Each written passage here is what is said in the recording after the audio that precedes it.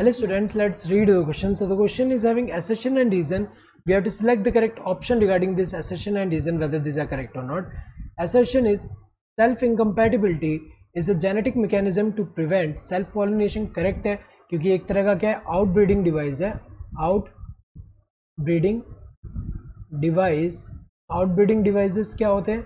ये प्लांट ऐसे device develop करता है जो कि क्या एंकरेज करेगा, ये प्रमोट करेगा. It will encourage cross pollination, encourage करेगा कि उसमें क्रॉस पॉलिनेशन हो एंड प्रिवेंट करेगा सेल्फ पॉलिनेशन. यहाँ पे जो सेल्फ पॉलिनेशन है, सेल्फ पॉलिनेशन प्रिवेंट कर रहा है और प्रमोट क्या करेगा, क्रॉस पॉलिनेशन.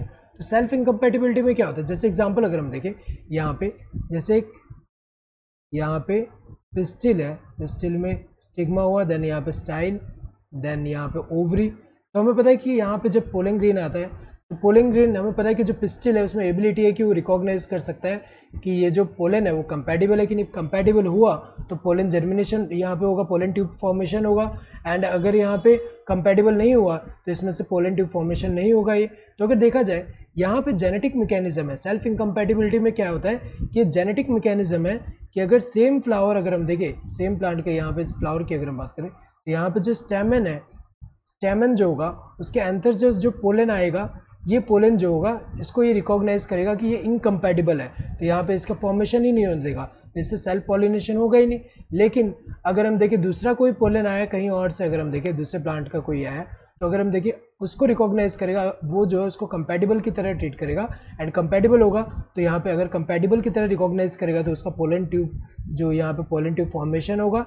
एंड देन वो जाके कहाँ पे, ये जो ओव्यूल है, ओव्यूल के माइक्रोपाइला एंड पे ऐसे जो है यहाँ पे एंटर हो रहा है एंड मेल गैमेट जो है रिलीज होंगे सिनर्जिड में, one of the synergid, and then वहाँ पे क्या होगा, फर्टिलाइजेशन होगा. तो अगर देखा जाए यहाँ पे ये जो अपने पोलेंस जो है, चाहे सेम फ्लावर का पोलन हो या फिर different flower of the same plant का जो पोलन है, अपने पोलन को यहाँ पे रिकॉग्नाइज करके उसको एज एन इनकम्पैटिबल, यहाँ पे as an incompatible pollen grain जो है उसको ऐसे ट्रीट करेगा जिससे क्या करेगा, उसका यहाँ पे जर्मिनेशन नहीं होने देगा.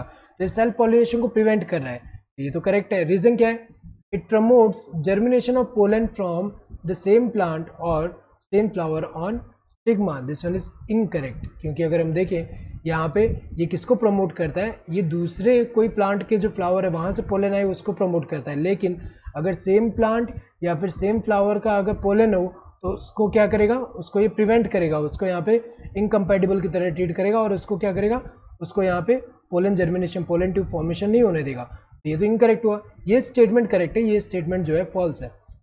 If both the assertion and the reason are true and the reason is the correct explanation of assertion, गलत है क्योंकि यहाँ अगर देखा जाए दोनों ट्रू तो नहीं है.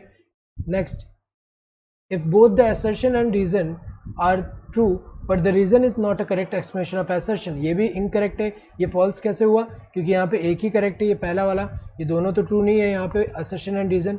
If the assertion is true but the reason is false, ये करेक्ट आंसर है क्योंकि असर्शन ट्रू है, रीजन फॉल्स है.